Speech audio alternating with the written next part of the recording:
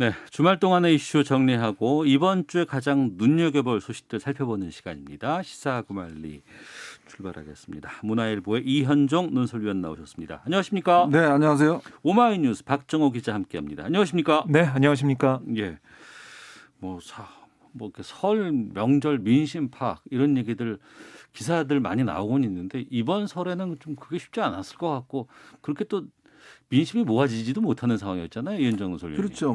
이분 같은 경우는 5인 이상 사실 가족들도 못 만나게 했으니까요. 예. 그래서 대부분 이제 휴양지나 이런 데로 또 많이 가셨다고 하는데 이 설이나 추석 명절이 갖는 의미는 사실은 이제 인적 교류가 있지 않습니까? 서울에 있던 자녀들이 또 고향으로 간다든지 또 고향으로 가면 또 고향에 있는 친구들 만나서 또 항상 하는 이야기가 이제 정치 이야기 또 어떻게 사는지 이야기 이런 것들 하면서 실제로 여론 형성에 있어서 굉장히 중요한 하나의 우리나라의 특수한 하나의 이제 행사인데요. 지난 추석에 이어서 이번도 마찬가지로 여전히 이제 그 상황 자체가 이제 좋아지지 않으니까 아마 설 민심이라고 딱히 지금 하기에는 어려울 것 같아요.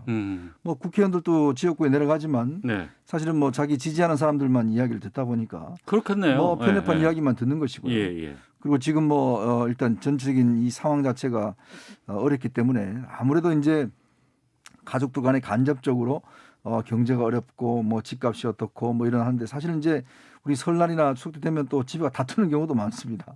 아무래도 정치적인 의견을 두고 서로 이 다툼이 많으니까. 근데 사실은 이번 설 같은 경우는 모르겠지만 저도 이제 전혀 형제들과 못 만났기 때문에 아마 이제 여론 형성이라고 하기에는 상당히 어려운 그런 설이 아니었나 그런 생각이 듭니다.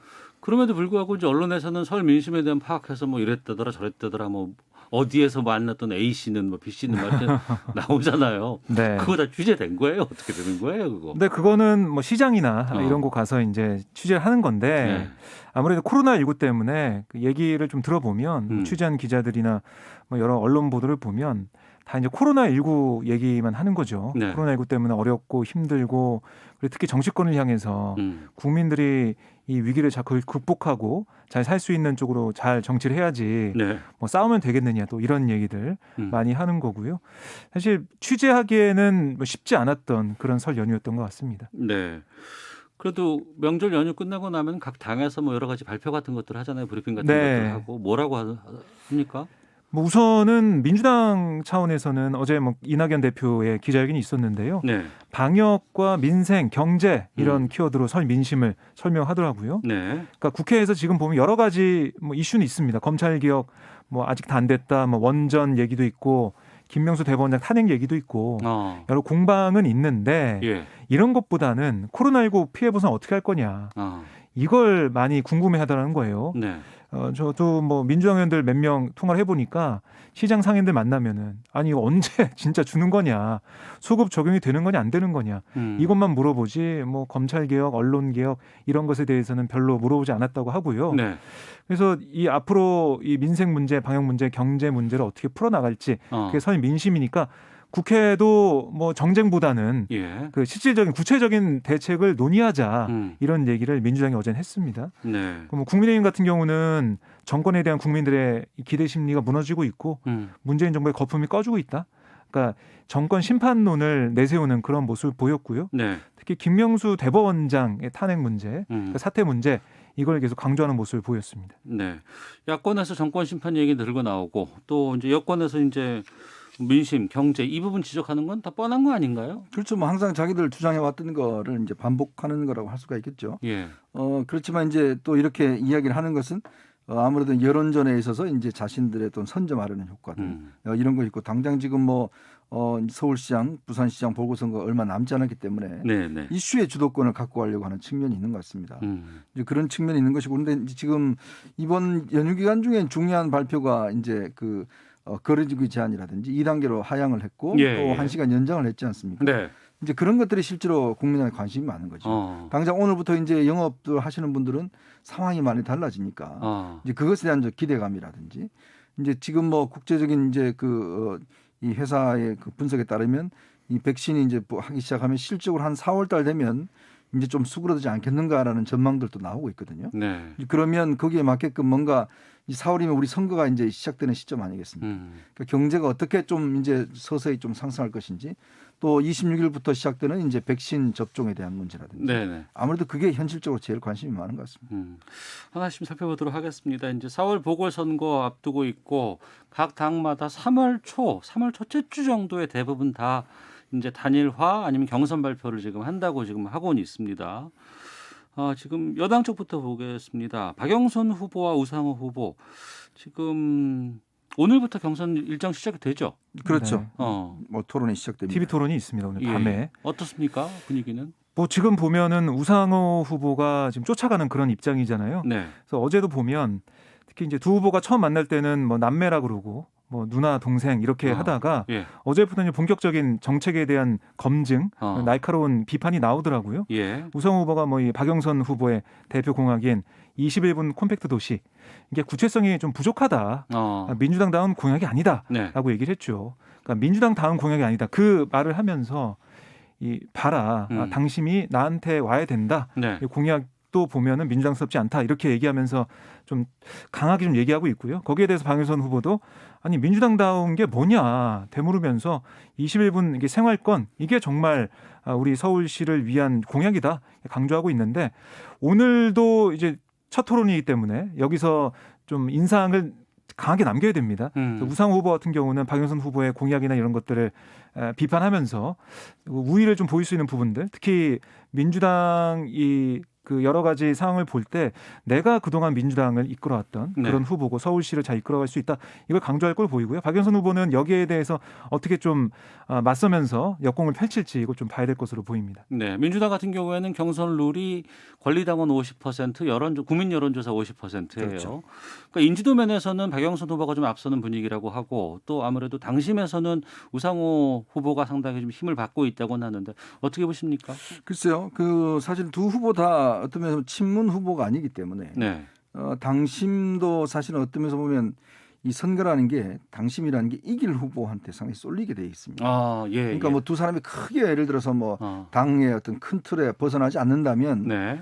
특히 민주당 권리당원들 같은 경우는 이제 선거에 익숙한 분들이기 때문에 어떻게 하면 누가 승리할 것인가. 사실 네네. 이번 선거가 내년 대선의 어떤 그 겨냥한 굉장히 중요한 이제 지금 건널목이거든요.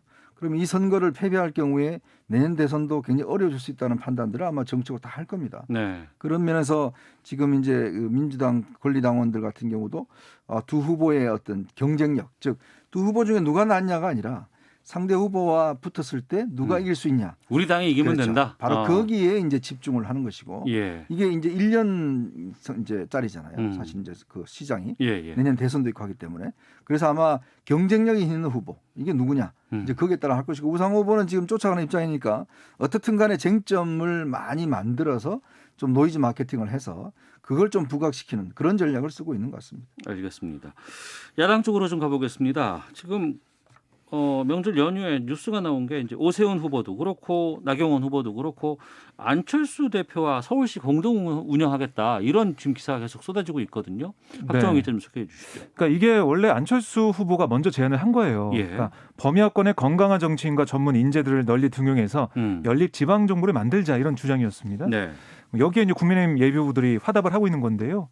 오세훈 후보는 뭐 서울시를 공동 운영한다는 이 제안에 대해서 협의해서 단일화가 된다면 유권자들 입장에서 기대해 볼 만하다. 그러니까 이건 뭐 받아들이는 그런 긍정적인 입장을 내놨고 나경원 후보도 성공적인 단일화로 선거에서 승리하면 서울시 공동 운영은 당연히 실천해야 할 기본 과제다라고 얘기를 또 했습니다. 그러니까 순서로 본다 그러면 단일화가 먼저 돼야 되고 그렇죠. 서울시장 당선돼야 되고 그럼 그 다음에 이걸 하겠다 이렇게 될 수 있겠군요. 그렇죠. 그런 셈이고요. 예. 이런 움직임에 대해서 안철수 후보도 긍정적인 좀 반응을 보이고 있거든요. 네. 그래서 새 후보가 어떻게 보면 이제 공통점을 찾고 있다. 공동 관심사와 공동 공약을 찾아내고 있다. 이런 점에서 볼 때는 글쎄요. 야권 단일화 면에서는 긍정적인 요소로 작용할 것으로 보입니다. 네. 그런데 이제 단일화 같은 경우에 특히 이제 지금 제3지대 같은 경우에는 안철수 금태섭 후보 오늘 TV 토론하기로 되어 있었는데 그리고 두 차례 하기로 되어 있었다고 했는데 오늘께 지금 무산된 거 아니에요? 그렇죠. 지금 원래 이제 안철수 금태섭 후보가 오늘 이제 TV 토론을 하게 돼 있었는데 오늘 뭐 김종인 위원장이 아주 강하게 지금 비판을 했습니다. 특히 안철수 후보를 굉장히 강하게 비판한 건데요. 지금 아마 두 측의 쟁점은 그런 것 같습니다. 지금 일단 이 금태섭 후보 쪽에서는 토론을 좀 많이 하자. 그리고 자유롭게 하자. 그런 주제도 뭐 제한하지 말고 자유롭게 토론을 해서 누가 적합한지를 좀 국민들이 판단할 수 있도록 그렇게 만들자고 하는데 반해서 안철수 후보 쪽은 일단 토론회 한 번만 하자. 한 번만. 지금 이게 선관위에서 한 번만 하라고 공고를 했다라고 주장하고 있고 또 주제도 미리 정한 것들을 중심으로 하자. 이렇게 해서 그럼 질문지 정도는 준비해 놓고 그렇죠. 어떤 주제 어떤 주제를 할 것인가. 그다음에 이제 방송국 선정을 놓고도 금태섭 후보 쪽에서 뭐 먼저 자기들이 유리한 방송국한테 이제 이 협의를 했다. 뭐 이렇게 또 비판하고 있는 거예요. 그래서 결국 무산이 됐는데 그래서 오늘 지금 그 김종인 위원장이 안철수 후보 너무 고집 부리지 마라. 이렇게 이야기를 한 건데 저는 이 안철수 후보가 만약 저는 뭐 부족할 게 없지 않습니까?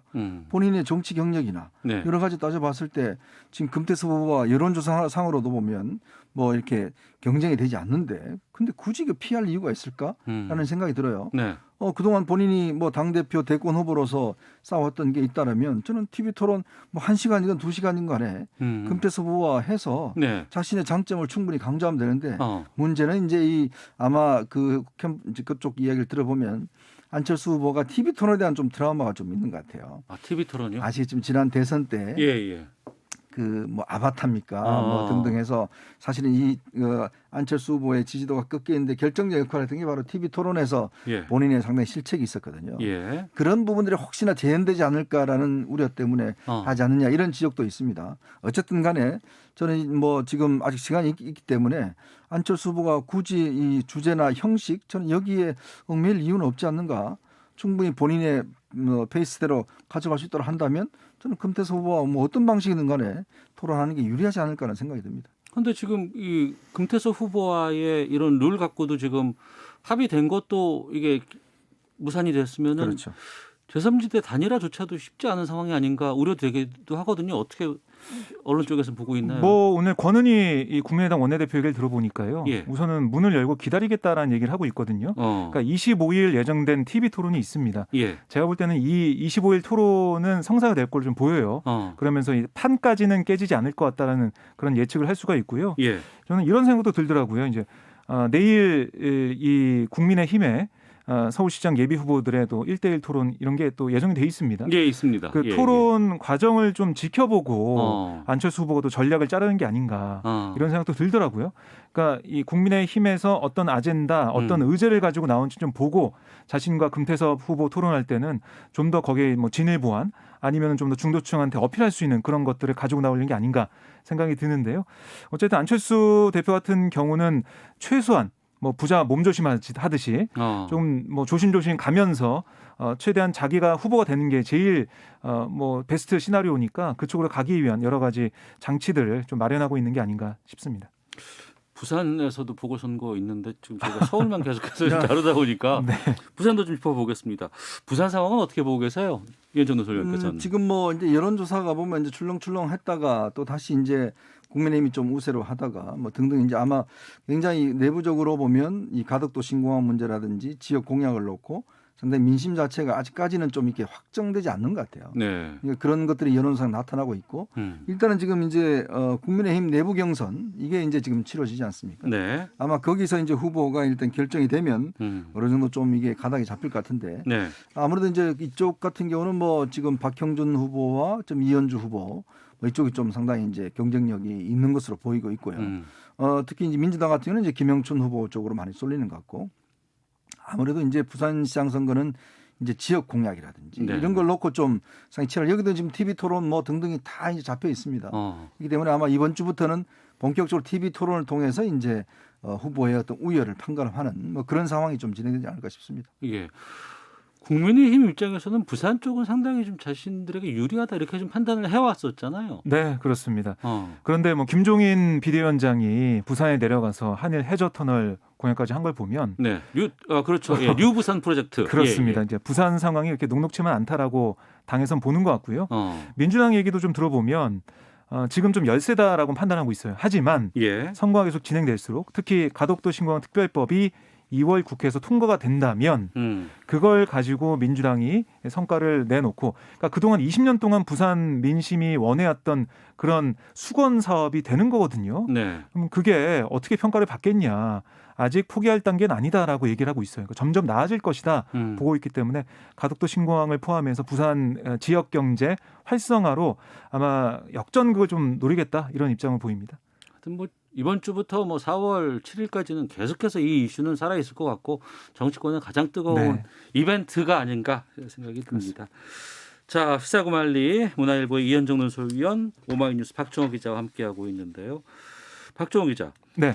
앞서서 지금 4차 재난지원금 관련해서 이제 여러 가지 언론에서도 지금 이 서울 민심에 여기에 좀 집중했다고 말씀해 주셨는데 원래 민주당에서는 이거 선별 보편 2개 다 하겠다 이렇게 좀 분위기가 있었는데 지금 상황이 그게 아닌가 보죠? 어떻습니까? 네, 뭐 어제 오늘 민주당 쪽 얘기를 들어보면 선별 지원을 먼저 하겠다 이렇게 볼 수가 있겠고요. 보편 지원은 나중에 논의한다, 지원한다 이런 거거든요. 그러니까 설 연휴 때 뭐 민심을 들어봐도 여러 가지 상황을 좀 보면 지금 너무 급하다는 거예요. 피해를 본 소상공인 자영업자들이 많기 때문에 이분들을 그냥 그대로 두고 뭐 보편이니 선별이니 이것 가지고 싸울 시간이 없다는 겁니다. 그냥 빨리 지금 지원할 수 있는 추경 편성해서 지원할 수 있는 것은 빨리 지원하고 선별 지원 통해서 고통받고 있는 자영업자들 지원하고 보편은 나중에 하자는 거고요. 그러니까 한 발 좀 물러서는 대신 민주당 입장에서는 한 발 물러서는 대신 정부를 향해서 그럼 빨리 하자. 빨리 추경 편성해서 3월 중에는 지급을 하자. 이렇게 좀 합의한 것으로 보입니다. 그럼 3월에 지급되는 거는 선별지원금. 그렇습니다. 추경 편성해서 하고 그럼 전국민 재난지원금 같은 경우에는 그 이후에 차근차근히 하자. 그러니까 지금 그러니까 이 코로나19 상황이 좀 계속해서 이어가고 있지 않습니까? 3차 대유행이 계속되고 있기 때문에 지금 당장 보편 지원하기도 좀 상황이 좋지 않다라고 보는 것 같아요. 또 그리고 여론을 봐서도 코로나19 방역이 먼저 아니냐 이런 얘기를 하기 때문에 보편 지원은 좀 뒤로 미뤘다. 포기는 아니고 미뤘다. 이렇게 민주당 얘기하고 있습니다. 그럼 금액이라든가 이 대상 규모 같은 건 어떻게 됐나요?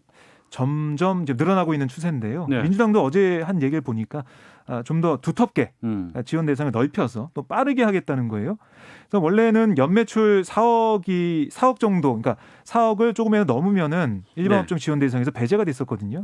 지금까지는. 근데 이거를 더 늘리자는 겁니다. 그러니까 이게 너무 협소하기 때문에 이거 늘리자는 거고, 그리고 서비스업의 경우 근로자 수가 5명 미만인 경우에만 지원한다는 규정도 있었는데 이것도 너무 협소하던 거예요. 이것도 늘리고 그러니까 지원 대상을 늘리자는 거고.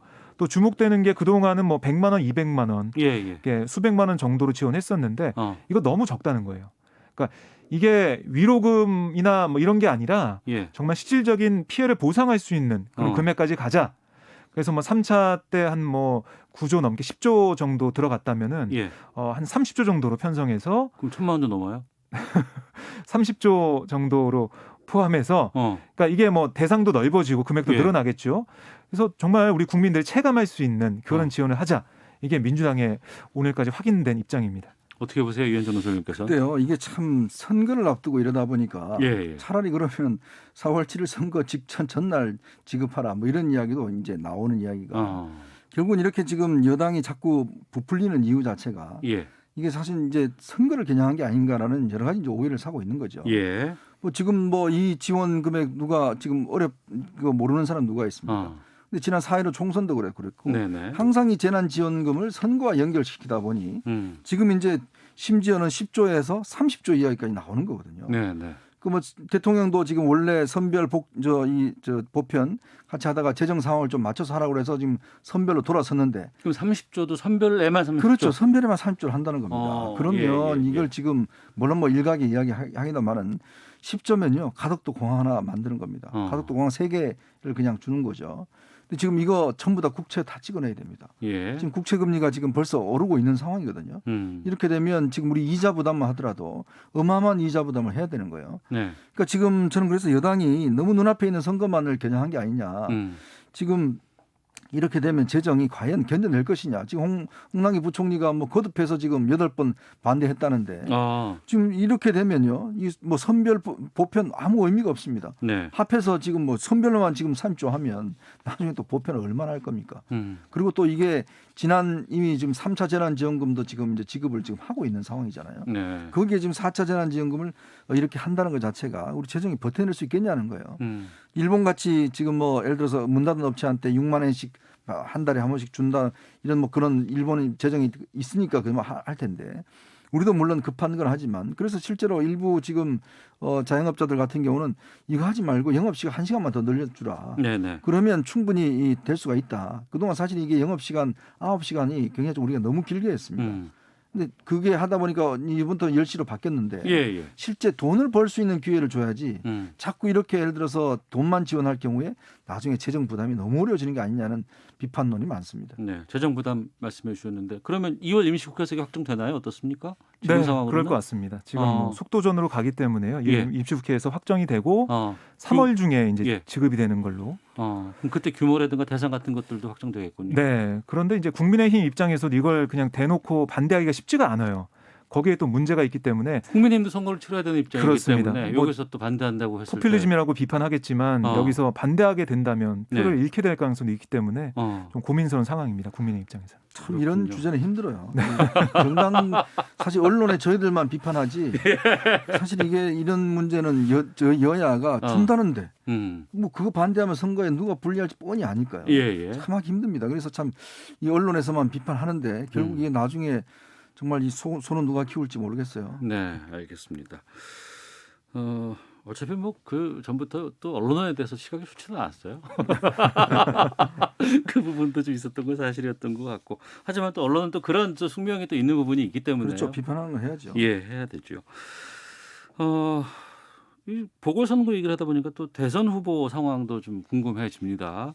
설 지나고 나면 또 이 부분에 대한 관심들도 언론 쪽에서 상당히 좀 많이 하고 있는 것 같은데. 현재로서는 지금 이재명 지사가 그동안 전반적으로 좀 앞서 나가는 그런 조사들이 많이 나왔었어요. 그렇죠.